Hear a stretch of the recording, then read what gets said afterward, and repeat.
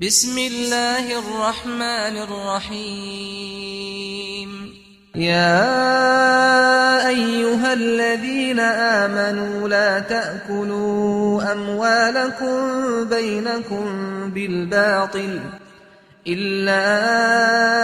أن تكون تجارة عن تراض منكم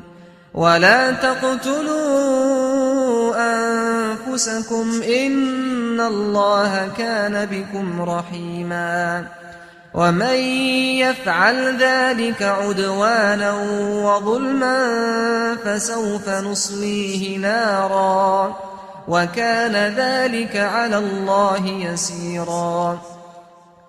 إن تجتنبوا كبائر ما تنهون عنه نكفر عنكم سيئاتكم وندخلكم مدخلا كريما ولا تتمنوا ما فضل الله به بعضكم على بعض للرجال نصيب مما اكتسبوا وللنساء نصيب مما اكتسبن واسألوا الله من فضله إن الله كان بكل شيء عليما ولكل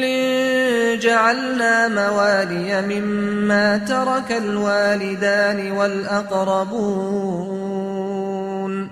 والذين عقدت أيمانكم فآتوهم نصيبهم إن الله كان على كل شيء شهيدا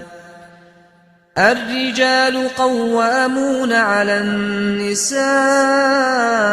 بما فضل الله بعضهم على بعض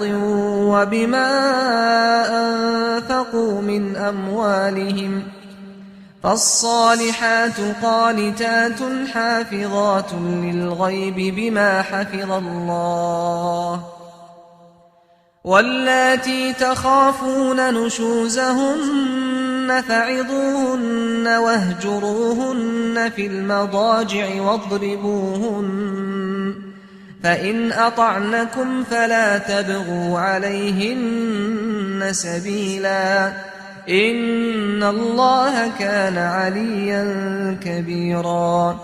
وإن خفتم شقاق بينهما فبعثوا حكما من أهله وحكما من أهلها إن يريدا إصلاحا يوفق الله بينهما إن الله كان عليما خبيرا واعبدوا الله ولا تشركوا به شيئا وبالوالدين إحسانا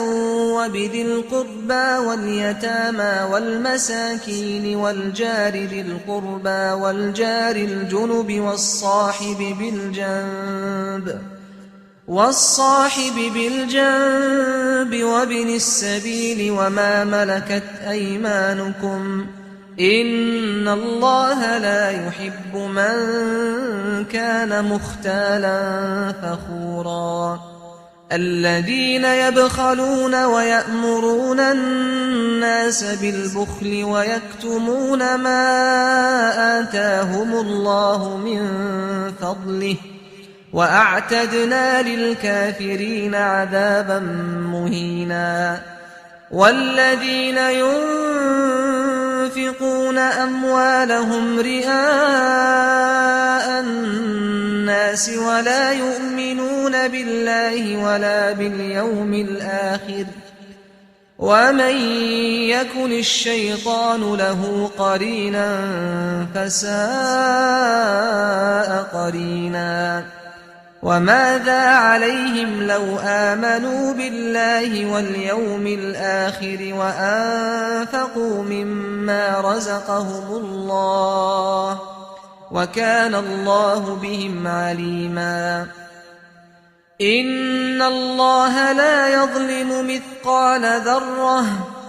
وإن تك حسنة يضاعفها ويؤت من لدنه أجرا عظيما فكيف إذا جئنا من كل أمة بشهيد وجئنا بك على هؤلاء شهيدا يومئذ يود الذين كفروا وعصوا الرسول لو تسوى بهم الأرض ولا يكتمون الله حديثا